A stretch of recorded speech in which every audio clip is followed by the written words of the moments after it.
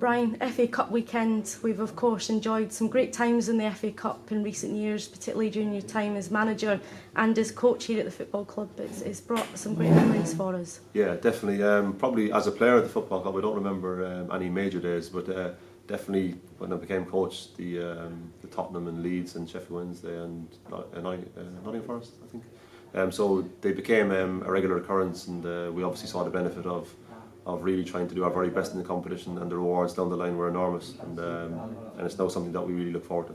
You mentioned about your time as a player, looking back over your career. Are there any standout times and memories from the FA Cup during your time as a player? Yeah, I can remember a few occasions, obviously at different clubs, but honestly I think probably when I was first team coach here, I started to get a real understanding of what it takes to probably be involved in the really big games, and looking forward to them with a real sense of excitement, and obviously sometimes a sense of nervousness, because if you get to the later rounds, the top class opposition can be very testing, but it's the exciting part of the job for us.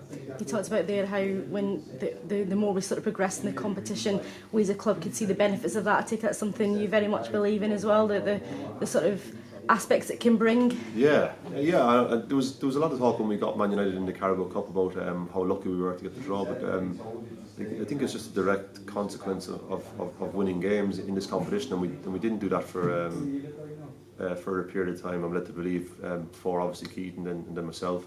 It's just the more games that you can win these competitions, the more likely it is that you get some great draws for the supporters. And that's something that we constantly are aware of, and like I said last year, everybody sees the brilliant cup games that we finish with, but the amount of work that the players put into the previous rounds was incredible, really, and that was the real hard yards that led to the rewards down the line. Yeah, I was going to say, and it can be hugely rewarding competition for players as well if you can continue to progress. Yeah, and I think from a player's point of view, I think it's just, I know from experience, you just have to focus on the game really and do your very best, because the margins can be so fine.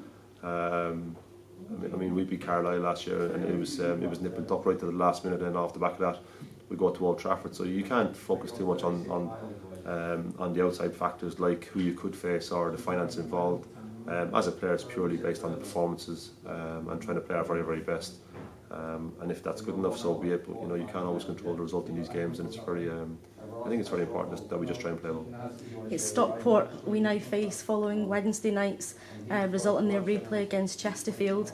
They're going really well in the National League, the second. It looks like a really exciting tie. Yeah, I think they're obviously a big club in this region who are on the march after a difficult few years. I think a lot of our players would know a lot of their players well, and would be aware from the very early stages of pre-season, as it was, that the Stockport World Club that were recruiting big name players, I suppose, on big salaries. So they were, I suppose, the big name in the National League this year. So it's no surprise that they are where they are, and they'll be an extremely tough opponent for us, and they'll probably see us as a great opportunity for themselves. But we're very focused on ourselves and what kind of form we're in, and our lads have been in brilliant form, and they're improving very, very quickly ourselves, and looking to continue that on a weekly basis.